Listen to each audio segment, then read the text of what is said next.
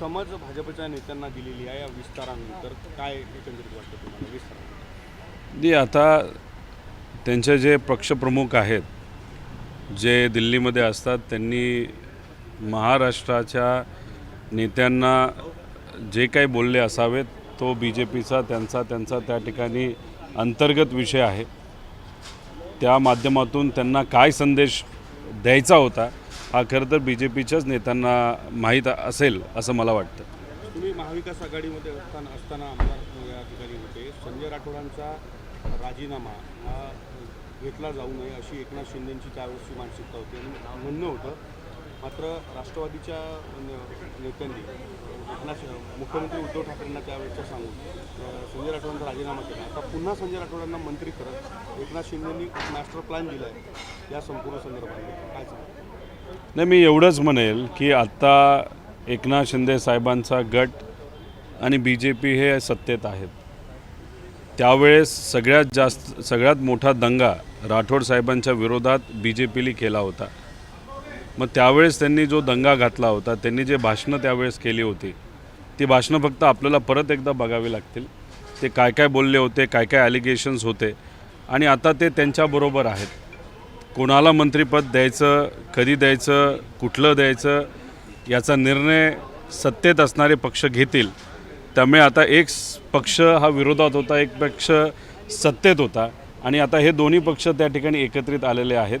त्यामुळे त्यावेळेस राठोड साहेबांच्याबद्दल ते काय बोलले होते आणि आता ते त्यांच्याच सरकारमध्ये आहेत। खरं तर हा प्रश्न तुम्ही त्यांनाच विचारला पाहिजे असं मला तरी वाटतं। रोहितजी, काल बिहारमध्ये आपण बघतोय नितीश कुमार, मुख्यमंत्री नितीश कुमार यांचा भाजपसोबत काळीमोड बघायला मिळाला, तेव्हा त्याच परिस्थितीत आपल्याला महाराष्ट्रात मंत्रिमंडळ विस्तार पण झालेला आहे। नाही, एक तर आपण समजून घेतलं पाहिजे की नितीश कुमार साहेब हे मुरलेले नेते आहेत। आपण जर बघितलं पासवान साहेबांच्या नंतर जो पक्ष BJP बरोबर होता त्या पक्षाचं काय झालं, महाराष्ट्रामध्ये जानकर साहेबांच्या पक्षाचं काय झालं, त्याच्याचबरोबर आपण जर पंजाबमध्ये बघितलं तर तिथे असणारं अकाली दल याचं काय झालं। म्हणजे BJP बरोबर असणारे जे पक्ष आहेत त्यांचं उपयुक्त जे काय असेल ते संपल्यानंतर त्या पक्षाचं काय झालं हे त्यावेळेस आपल्याला बघायला मिळतं आणि तसंच शिवसेनेचं काही प्रमाणात झालेलं आहे। अशी परिस्थिती JDUची होऊ नये म्हणून नितीश कुमार साहेबांनी त्यावेळेस काल तो निर्णय त्या ठिकाणी घेतला आणि आज त्यांचा शपथविधी आहे। आणि आज आपण RJDचं जर बघितलं तर इलेक्शनच्या काळामध्ये त्यांनी युवकांची बाजू मांडली होती। माझी अपेक्षा एवढीच आहे तेजस्वी यादव साहेब असतील नितीश कुमार साहेबांचे की बिहारमध्ये तरी तिथं युवकांना संधी ही दिली पाहिजे आणि त्यांचे युवक त्यांच्याच राज्यात राहिलेत तर महाराष्ट्रामध्ये येणारं प्रमाण त्यांचं कमी होऊन महाराष्ट्रातल्या युवकांना या सरकारली योग्य असे निर्णय घेऊन संधी दिली पाहिजे असं मला तरी वाटतं। धुसफूस दिसते। बच्चू कडू यातच म्हणून गेले की जे उशिरा आले ते पहिल्या पंक्तीत आता बसलेले आहेत, मला मंत्री करा अगर ना करू, पण हा जो विस्तार आता झालेला आहे त्यानंतर पुढचा विस्तार असं वाटतं 2.5 वर्षानंतर। आता माहीत नाही, आता कसं आहे की बरेच दिवस बच्चू कडू साहेब हे एका गटाबरोबर होते, आसाममध्ये जाऊन त्या ठिकाणी ते राहिले होते, त्यांचे संबंध हे चांगल्या पद्धतीचे त्या ठिकाणी झाले असावेत आणि आत्ता कालचा विस्तार बघितल्यानंतर त्यांच्या मनामध्ये ज्या काही शंका त्या ठिकाणी येत आहेत कदाचित त्यांना एक अंदाज असावा की पुढचा विस्तार कधी त्या ठिकाणी होणार आहे। त्यामुळे ते त्या लोकांना जास्त योग्य पद्धतीने ओळखतात आणि त्यांनी ती ओळख जाणून त्या ठिकाणी ते वक्तव्य केलं असावं। आणि अजून एक गोष्ट आहे की त्यांना हे सुद्धा कुठेतरी मनामध्ये असावं जानकर साहेबांच्या पक्षाचं जे झालं ते प्रहारचं होऊ नये अशी सुद्धा भीती त्यांच्या मनामध्ये असावी। धोका देणाऱ्यांचं राज्य असल्याचं बच्चू कडूंनी म्हटलंय। धोका देणाऱ्यांचं, बंडखोरी करणाऱ्यांचंच राज्य सध्या आहे असं म्हटलं। नाही, एक तुम्हाला सांगतो ते काय बोललेत मला माहीत नाही, पण जेव्हा आम्ही सामान्य लोकांमध्ये फिरतो आणि आमच्यासारख्या आमदारांकडे बघितल्यानंतर कधी लोक आम्हाला म्हणतात की आमचे प्रश्न राहिले बाजूला, पण इथं फक्त सत्ता कोणाची याच्यावर जास्त चर्चा होती आणि त्याच्यावर जास्त ताकद ही खर्च केली जाते। याच्यापेक्षा सामान्य लोकांचे, युवांचे प्रश्न सोडवण्यासाठी कुठल्याही पार्टीने त्या ठिकाणी जास्त लक्ष देण्याची जरूरत आहे असं सामान्य लोक बोलतात। त्यामुळे बच्चू कडू काय म्हणतात याच्यापेक्षा माझं असं म्हणणं आहे सामान्य लोक काय म्हणतात याच्याकडे लक्ष देण्याची जरूरत आहे। लवासा प्रकरणामध्ये सुप्रीम कोर्टाने नोटीस दिली आहे पवार कुटुंबियांना। नाही, आता कुणीतरी एखाद्या कुटुंबाच्या विरोधात जर कोर्टामध्ये गेला असेल, स्वाभाविकच आहे की कोर्टसुद्धा ज्या लोकांच्या विरोधात एखादी व्यक्ती त्या ठिकाणी गेली असेल त्यांना नोटीस काढणारच, आणि त्याच्याच प्रक्रियेतून तिथं पवारसाहेब असतील, दादा असतील, ताईंना नोटीस ही आलेली आहे. त्यामुळे याच्यामध्ये नोटीस आले म्हणजे त्याच्यामध्ये ते सर्व सहभागी आहेत असं काही नसतं. कोर्टामध्ये गेल्यानंतर नोटिसेस ह्या सगळ्याच पार्टीला त्या ठिकाणी द्याव्या लागतात. हिंदी में जानना चाहेंगे, एक महीने के बाद लवासा प्रकारामध्ये आता पुन्हा सखोल चौकशी आदेश देऊ शकतं अशी शक्यता नाकारता येत नाही असं विरोधक बोलले जातात. त्यामुळे पवार कुटुंब बॅकफूटवर आहे असं बोललं जातं. पवार कुटुंब कधीही बॅकफूटवर नसतं. बॅकफूटवर जर पवार कुटुंब गेलं असतं तर गेल्या 55 वर्षामध्ये अनेक वेळा ते सत्तेत कधीच आले नसते. अनेक लोकांना असं वाटतं की पवार कुटुंब हे बॅकफूटवर जावं.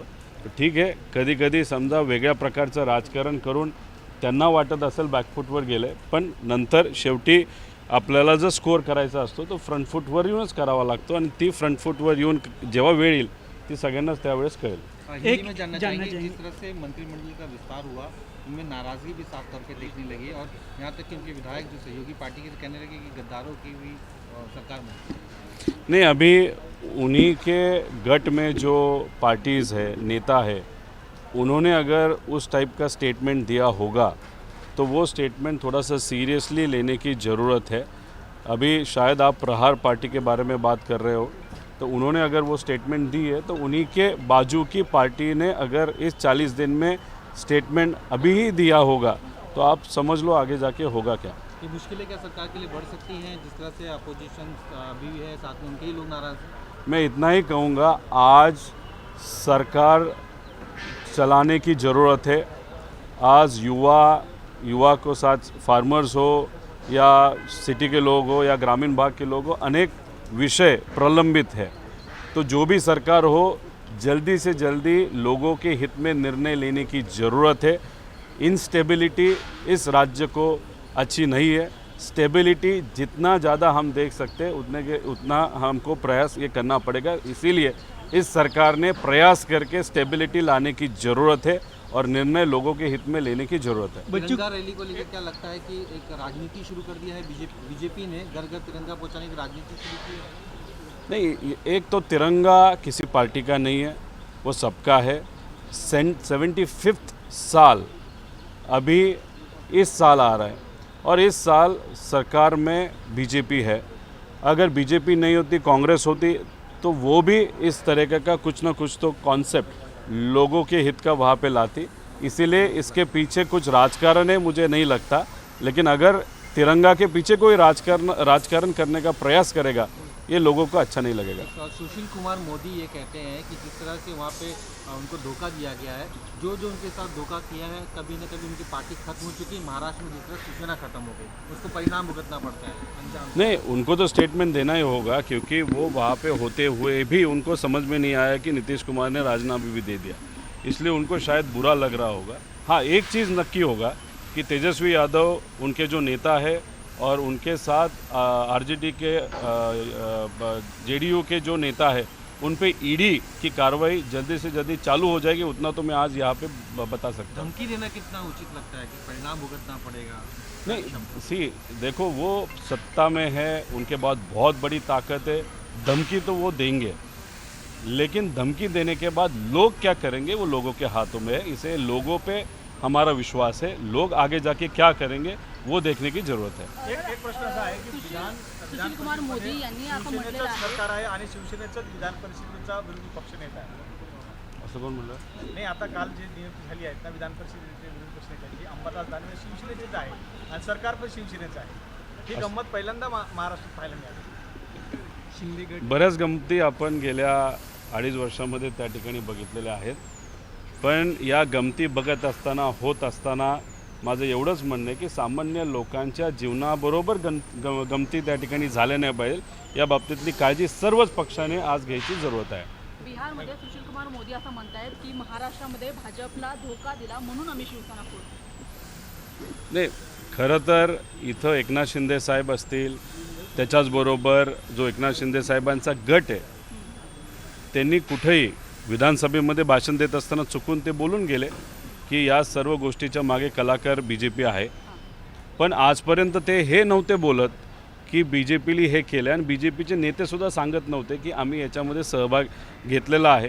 पण सुशीलकुमार मोदी साहेबांनी त्या ठिकाणी सांगून एक लोकांच्या मनामध्ये जी शंका होती त्याला कुठंतरी खऱ्यात उतरून दाखवलं की या सगळ्या गोष्टीमागे बी जे पी होती आणि बी जे पीलीच मोठी ताकद या सगळ्या गोष्टीच्या मागे लावून आज महाराष्ट्रामध्ये अस्थिरता आणण्याचा मोठा वाटा कोणाचा आहे तर तो बी जे पीचा आहे आणि तो लोकांच्या हितासाठी नव्हता, पण फक्त बी जे पीचा इगो कुठेतरी हर्ट झाला आणि तो हर्ट झालेला इगोमुळे एखाद्या पार्टीला, एखाद्या लेगेसीला, एखाद्या विचारसरणीला संपवण्याचा प्रयत्न हा बी जे पीने त्या ठिकाणी केला.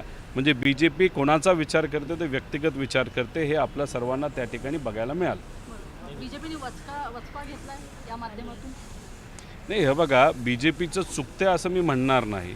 बी जे पी शेवटी एक पार्टी आहे.